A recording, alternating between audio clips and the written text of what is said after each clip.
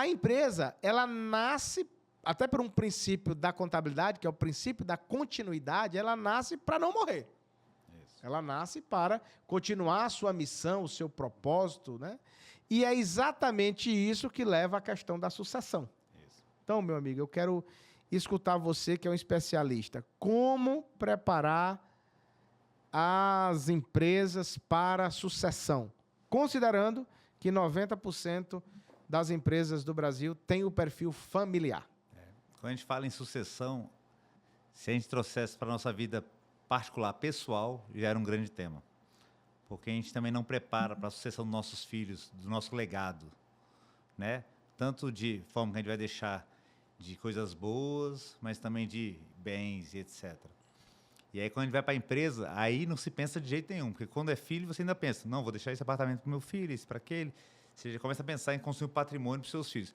Quando a gente pensa em empresa, todo mundo acha que pensar na sucessão é pensar em morte. E não é só morte que dá sucessão.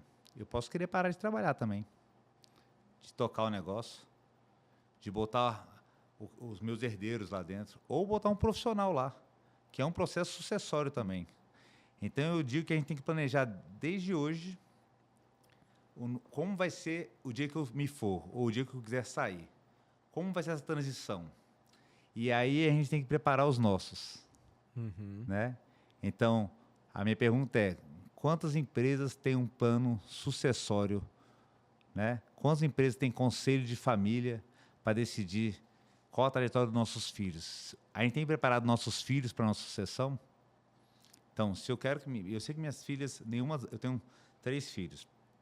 O Luan, que é o mais velho, a Júlia e o Giovana. Júlia e Giovana são da área de saúde. Raramente vão fazer minha sucessão na empresa. O Luan pode ser que sim, mas eu acho que ele vai mais para...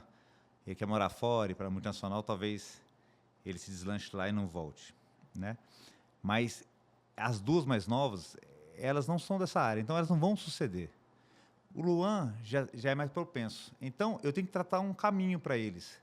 Júlia e Giovana vão ter que aprender finanças também, porque elas podem não ter sucessão como gestoras do negócio, mas como herdeiras. Perfeito. Elas têm que saber finanças básicas, mas tem que saber. Já o Luan, que é mais propenso, então, qual é a escola que o Luan vai galgar? Ele tem que fazer uma pós em que área? Ou fazer um curso em qual área? Ele tem que primeiro ter maturidade de outras empresas do mesmo ramo que a minha e depois voltar? Então, nesse plano, eu vou traçando exatamente o que eu quero para os meus futuros sucessores, né? Quando eu penso numa sucessão familiar. Tem o livro do Augusto Cury, né? Pais inteligentes formam sucessores e não herdeiros. É claro que aí tem toda uma preparação emocional, espiritual e uma mensagem muito forte sobre a parte do desapego ao patrimônio e sim ao empreendimento, ao legado em si. E você falou disso, né? E eu te pergunto, né?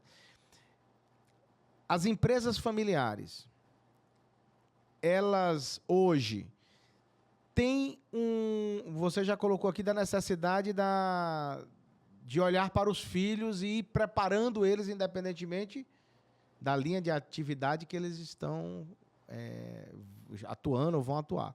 Mas as empresas familiares, qual é o desafio que os sócios, pais, precisam enfrentar verdadeiramente para que a empresa não morra, não encerre suas atividades, com o desaparecimento ou com a vontade de não mais trabalhar? Naturalmente, em vida, ele pode decidir vender a empresa, mas quais são os desafios que a empresa tem que... aí sim, a empresa, né? E não verdadeiramente os pais, mas a empresa. Quais são os desafios? Eu acho que o principal desafio das empresas é ter essa visão de sucessão, montar essa visão. E aí, naquele episódio passado, a gente falou de acordo intersócios. E Sim, parte da me lembro. sucessão tem que estar lá no acordo intersócios. se vai ter sucessão ou se não vai ter sucessão. Uma coisa, se a empresa for totalmente familiar, é um dono. Eu sou o primeiro da geração a ter empresa, eu sou dono único. Ok. Passou para meus 2 filhos, já são 2 donos que tem que ter um acordo entre eles, que eles vão casar com outras pessoas que não são de sangue no primeiro momento, né? Que vão ter atritos. Então, tem que estar no acordo entre sócios, as regrinhas já desde o início, de como vai ser a sucessão. Outro ponto importante, que na governança se fala muito também, é do conselho de família.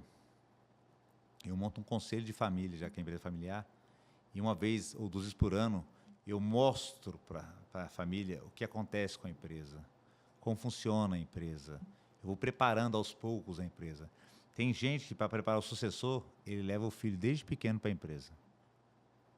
Para já ir criando a cultura, né? Para ir. Serindo. Meu pai tinha uma empresa de representações. Eu fui estagiário dele desde os 12 anos.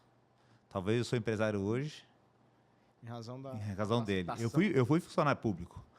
Eu vim numa família que minha mãe é funcionária pública, meu pai era comerciante, empreendedor. E aí eu fui servidor público, meus irmãos são todos servidores públicos, somos 4.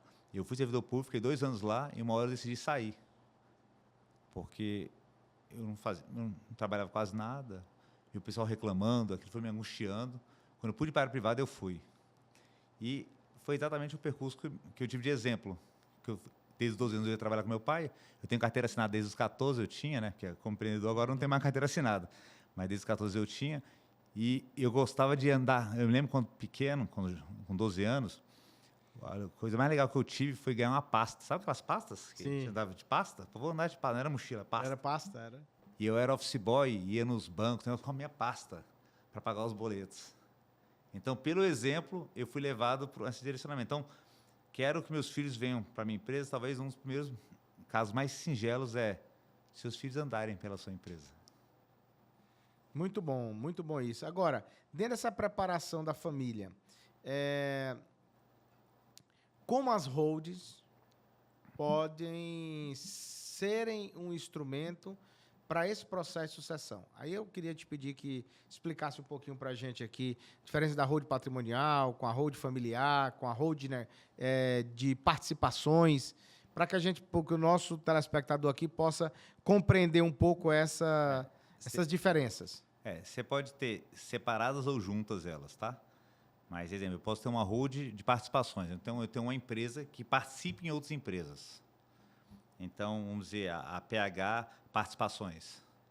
Eu ainda não tenho ela, né? Eu tenho a PH esse negócio, mas a gente está abrindo agora uma chamada Ferraz Participações, que é a junção do meu nome com o da minha esposa, né? Certo. Então, a ideia da participação é elas serem sócios das empresas, que é diferente da hold patrimonial, que é ela que tem o bem dos imóveis da empresa. Ela é a dona dos imóveis. É a dona do imóvel. Pode ter a mesa? Pode. Vai ter que ter 2 quenais lá dentro. Mas tem questão de impostos, às vezes é melhor separar uma da outra. Planejamento tributário, porque a hold patrimonial tem uma configuração mais voltada para a administração de imóveis e... Imóveis próprios. Imóveis próprios. E a outra de participação em empresas. Até mesmo que, como é participação em empresas, se uma das empresas der algum problema, como ela é sócia, vai gerar... Ela responde solidariamente. Exatamente. Sendo patrimônio, não tem esse perigo dessa parte. Um pouco mais blindada. É mais blindada, exatamente. Tá? Então, a de participações é bom. Imagine, na parte de sucessões é ótimo, porque imagine que eu sou sócio de 7 empresas, pessoa física. Venha a falecer. Olha a confusão dos meus herdeiros para ir em cada uma das empresas, trocar o nome, tudinho. Enquanto se eu tivesse a hold de participações, o meu filho, minha filha, entram no dono dessa empresa que automaticamente é dono dos seus pedaços em cada uma dessas outras. Então, eu deixo mais fácil o processo sucessório quando eu tenho uma hold de participações. E mais barato, né?